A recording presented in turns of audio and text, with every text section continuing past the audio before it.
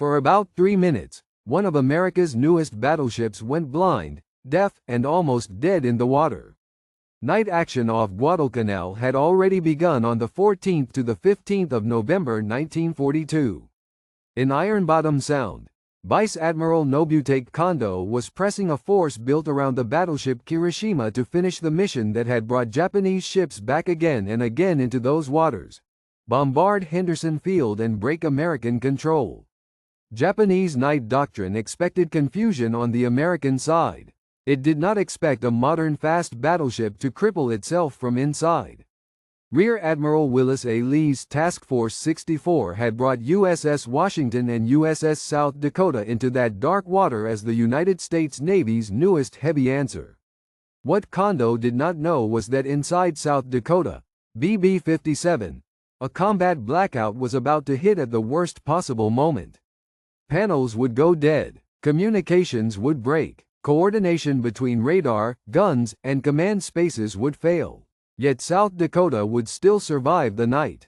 By dawn, she had taken 26 hits and suffered 39 dead and 59 wounded. 3 minutes almost killed her. The question was whether her crew could restore control before Japanese ships found the range. The date was the night of the 14th to the 15th of November 1942. The place was the waters off Guadalcanal, later called Ironbottom Sound. Rear Admiral Willis A. Lee commanded Task Force 64.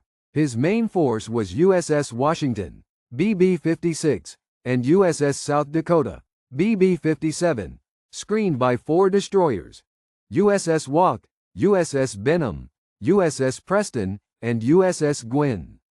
South Dakota was a new fast battleship commissioned in March 1942. She carried 9 16-inch, 45 caliber guns in 3 triple turrets, could make about 27 knots, and used radar as a central part of night fighting. On the Japanese side, Vice Admiral Nobutake Kondo led a bombardment force that included the battleship Kirishima, heavy cruisers Atago and Takao, light cruiser Nagara, and destroyers.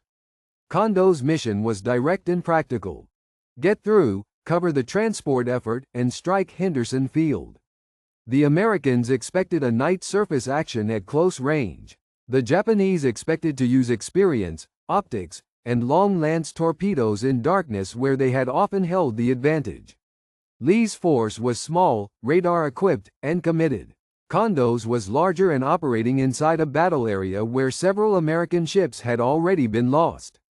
The stake was control of the sea approaches to Guadalcanal that night. The approach to that moment had already narrowed Lee's options. Earlier fighting ahead of the battleships had cost Task Force 64 dearly. The 4 destroyers screening Washington and South Dakota met the leading Japanese ships first. USS Wauk and USS Preston were sunk. USS Benham was fatally damaged. USS Gwynn was damaged but survived the immediate action. That left Lee with his 2 battleships carrying the fight forward in congested water, at night, against a force that still included heavy units. South Dakota had been designed to fight as a modern ship.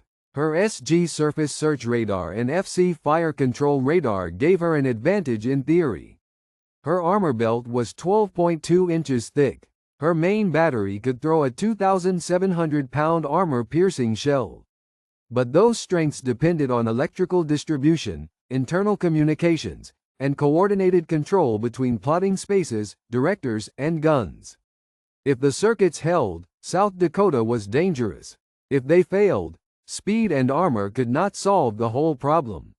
On the Japanese side, confidence had cause behind it. Their force was in waters they had fought through repeatedly. Their night torpedo tactics were mature. Kirishima and the cruisers were moving with a clear bombardment mission and with the expectation that damaged American ships in darkness could be finished at short range. Nothing in that expectation included a nearly new battleship suffering an internal electrical casualty under combat conditions.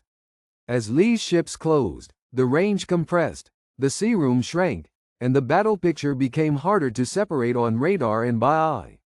South Dakota was about to prove the thesis of this night in literal form. 3 minutes almost killed her. Then, with Japanese warships nearby and gunfire already closing in, South Dakota suffered the electrical failure that began the blackout. That failure came as Rear Admiral Willis A. Lee's two battleships pushed on after the destroyer screen had been broken. USS Washington and USS South Dakota were now in the middle of a confused night action at short range, with burning American destroyers ahead and Japanese ships crossing in and out of contact. South Dakota had already checked fire at one point to avoid hitting friendly ships. Then the electrical casualty struck. According to South Dakota's own action and damage reports, a circuit breaker opened after shock and the ship suffered a serious failure in electrical distribution. The immediate result was not a total stop of the ship, but a rapid loss of key fighting functions. Radar sets dropped out, internal communications were interrupted, gun control and plotting support were degraded. Captain Thomas L. Gatch later had to fight for crucial minutes with a ship that still had armor, engines, and guns, but could not coordinate them properly. In a night battle, that mattered at once. South Dakota had been maneuvering near Washington, but as her systems failed she became separated in the tactical picture. Japanese lookouts and fire control teams, who had expected darkness and confusion to favor them, now saw something more useful. An American battleship that was easier to identify than it should have been.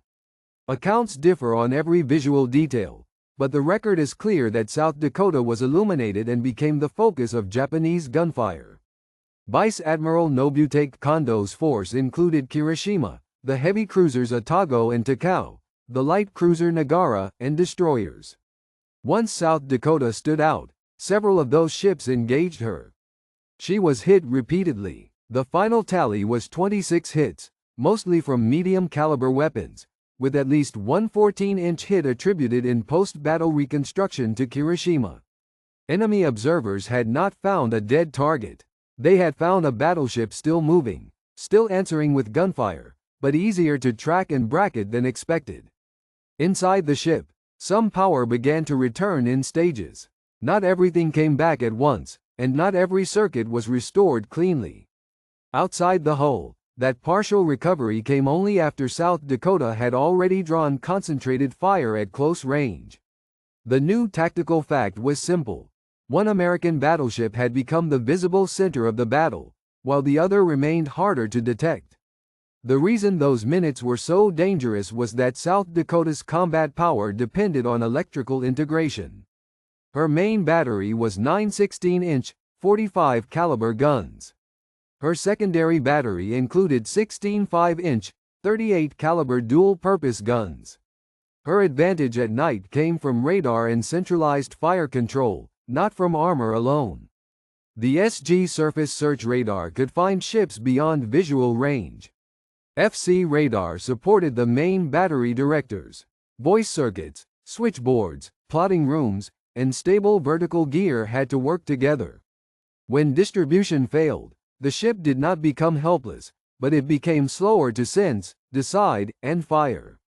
That weakness was built into the way modern battleships fought in 1942. Rear Admiral Willis A. Lee had trained around radar-directed night action.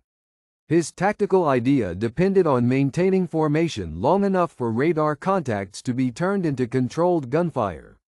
After the destroyers Walk, Preston, and Benham were lost or disabled ahead, that plan already had less margin.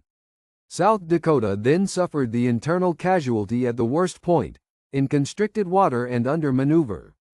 Japanese expectations were different. Vice Admiral Nobutake Kondo's force had confidence in optical night fighting, practiced torpedo doctrine, and previous success in these waters. What they did not expect was that the American radar advantage could vanish on one ship almost instantly, while the ship itself remained physically intact.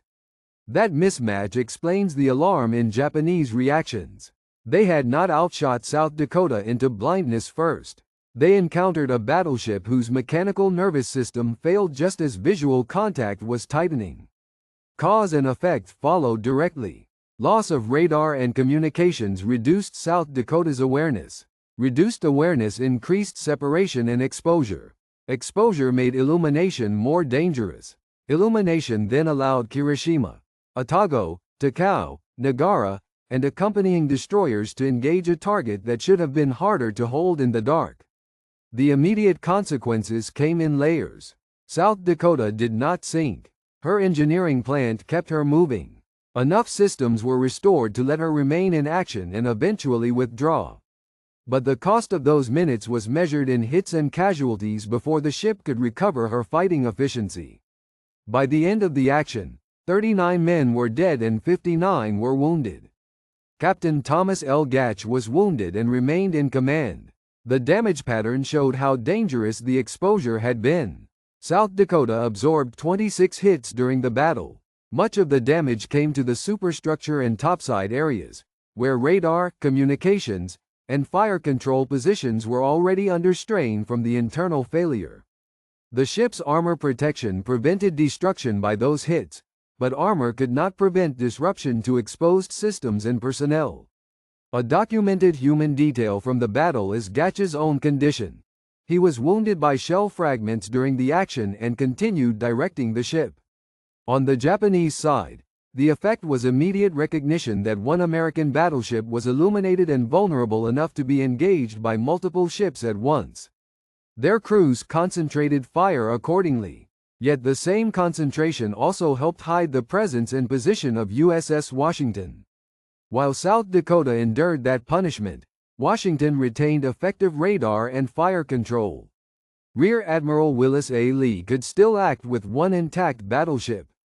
That was the operational turn in the next minutes and hours. South Dakota had drawn the attention of Vice Admiral Nobutake Kondo's force and survived. Japanese commanders had seen an American battleship become easier to hit than expected, but they had not finished the American force. American engineers had restored enough power to keep BB-57 alive, while another set of American instruments and guns was still about to decide the battle in a different part of the darkness. The failure was traced in Navy damage material not to enemy penetration of the engineering plant but to a main switchboard casualty during heavy maneuvering. South Dakota had just gone from one operating condition to another while the ship was under combat strain. A circuit breaker tripped, then a lockout and overload effect spread across connected boards.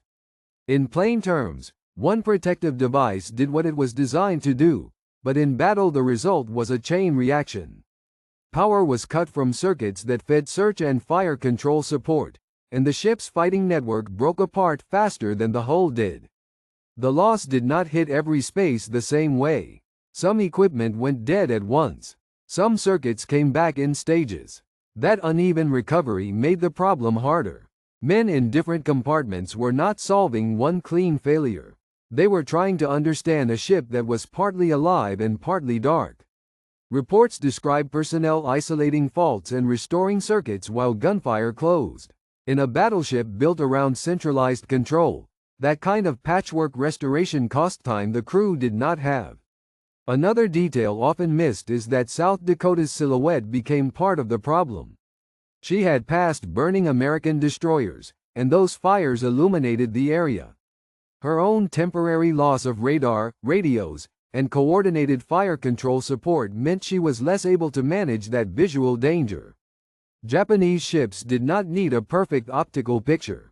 They needed enough contrast to hold a target, and the blackout helped give it to them.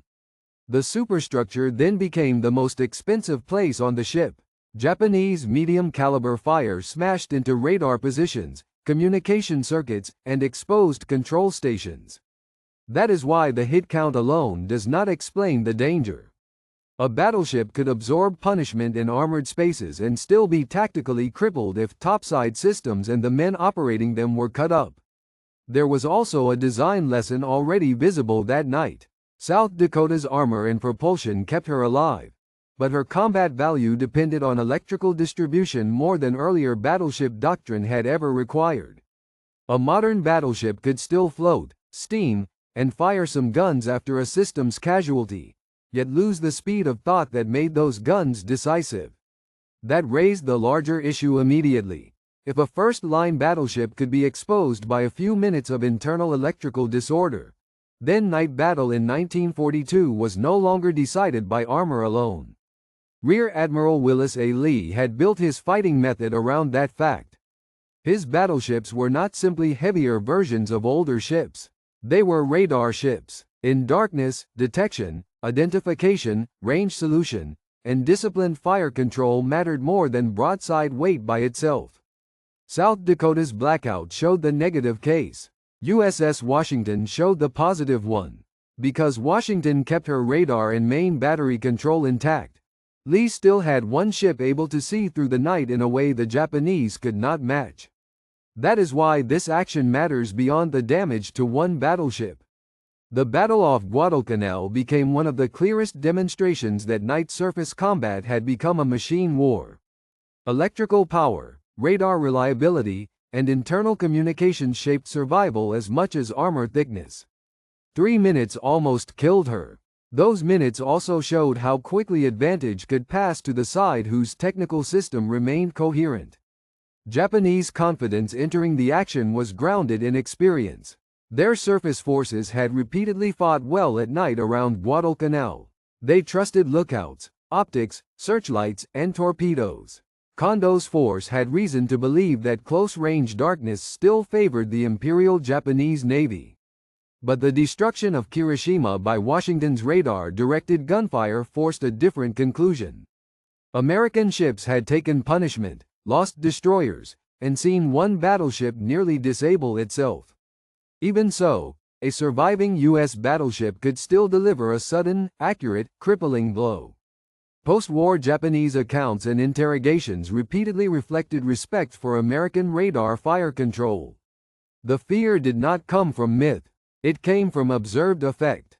Ships that believed they had found and fixed the main American target were themselves struck hard from another quarter in darkness. Samuel Eliot Morrison's Official History and the U.S. Navy's own battle analyses treat the action as a turning point in the practical proof of radar-directed night fighting. For the Japanese Navy, the lesson was not abstract. A bombardment mission failed. Hiroshima was lost. And confidence in traditional night superiority was shaken by an enemy that could still hit first after absorbing confusion of its own. Inside that technological shift were men bleeding in dark compartments and on open decks. Captain Thomas L. Gatch of South Dakota remained the central figure aboard the damaged ship. During the action he was wounded by shell fragments, yet he stayed in command. That fact appears plainly in battle accounts because it mattered plainly.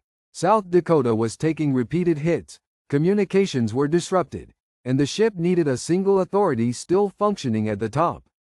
Gatch provided it. He survived the battle and later received the Navy Cross for his conduct in the Guadalcanal action. Aboard Washington, Rear Admiral Willis A. Lee made the decision that turned South Dakota's ordeal into an American tactical victory. With one battleship under concentrated fire and his destroyer screen shattered, Lee held Washington long enough to use her radar-controlled fire effectively. His flagship engaged Hiroshima at short range and hit her heavily with 16-inch and secondary battery fire. Lee survived the war and remained one of the Navy's key advocates and practitioners of radar-directed surface combat. On the Japanese side, Vice Admiral Nobutake Kondo survived the battle, but his mission failed. He had brought a force intended to break through and cover the bombardment of Henderson Field. Instead, after South Dakota was battered and Washington opened fire, Kondo had to disengage with the operation undone. The immediate personal counterpart to that failure was aboard Hiroshima. Her captain, Captain Iwabuchi Sanji, survived the battle after Hiroshima was fatally damaged. The ship had to be abandoned and later sank. For South Dakota's crew, the human cost is clearest in the totals already recorded: 39 dead and 59 wounded. Many of those losses came in exposed topside and control positions where shellfire tore through unarmored or lightly protected spaces. Medical teams worked through the damage while repair parties restored power and communications. Gun crews in some mounts were left with broken links to the wider fire control system and had to wait or improvise as circuits returned. Those are the names most firmly fixed to the record of that night, but the ship survived because many others in switchboard rooms, repair parties, plotting spaces, and aid stations kept working long enough for the Navy to ask, in exact technical terms, how a battleship could come so close to being lost from within. What followed was decisive within hours. While South Dakota withdrew with her topsides wrecked, Washington's radar-directed fire had left Hiroshima uncontrollable. Japanese destroyers took off survivors, and Hiroshima capsized and sank in the early hours of the 15th of November 1942. Vice Admiral Nobutake Kondo then broke off the bombardment mission. Henderson Field was not shelled by his force that night.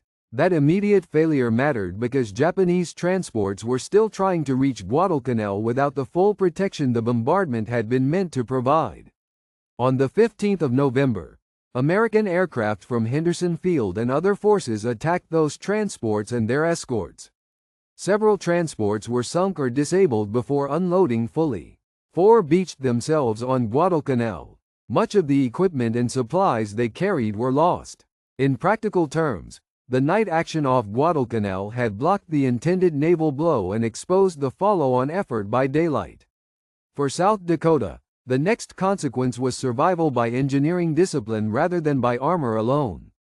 Her side belt and armored protection had prevented a magazine explosion or machinery kill, but the battle damage showed how much punishment could be done without sinking a battleship. Of her 26 hits, most struck the superstructure and exposed fighting positions. Radar installations, communication circuits, directors, and open mounts suffered heavily. The ship reached Noumea for temporary repairs, then sailed to the United States for permanent repair work at the New York Navy Yard. She returned to service in February 1943. The Navy treated the electrical casualty as more than a battlefield anecdote. Post-battle analysis focused on the main switchboard failure and the way a protective breaker action could cascade through interlocked systems at the worst moment. The lesson was blunt. A fast battleship designed around radar, centralized fire control, and powered communications could remain afloat and still lose its combat edge almost instantly if electrical distribution failed. The Japanese side drew its own conclusion from the same night. A bombardment force built around a battleship had failed to strike Henderson Field, and one of its capital ships had been destroyed in darkness by American gunfire directed in part by radar. Guadalcanal was not decided in one action, but after the 14th to the 15th of November the initiative moved further away from Tokyo. The question left by South Dakota's 3 lost minutes was how far that lesson reached beyond one damaged ship. This action is treated as a turning point because it showed 2 realities at the same time. One was dangerous to the United States Navy. South Dakota's breakdown revealed that a modern battleship could be tactically crippled by an internal electrical casualty even when armor and propulsion still held.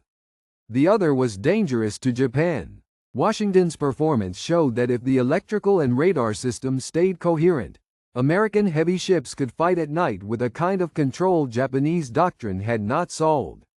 Samuel Eliot Morison, in the official U.S. naval history, called the battle a classic surface action. That judgment rests on what the night proved in practice. Japanese night training, optics, and torpedo doctrine remained formidable, yet they no longer guaranteed command of darkness. Rear Admiral Willis A. Lee's force lost destroyers, and one of his 2 battleships suffered a near-disastrous systems failure. Even under those conditions, the American side stopped the bombardment and destroyed Hiroshima. Japanese post-war testimony reflected that change. Captain Hara Tamechi, who fought many night actions and later wrote Japanese Destroyer Captain, described American radar as a decisive new factor in the Solomons fighting. More broadly, post-war Japanese naval accounts treated the November battles off Guadalcanal as a severe blow. They had not simply lost a ship. They had failed in the repeated effort to neutralize Henderson Field by night surface force. On the American side, the battle sharpened thinking about survivability inside highly electrified warships. South Dakota's case showed that redundancy on paper was not enough if switchboard protection and load relationships could trigger a cascade under shock and maneuver.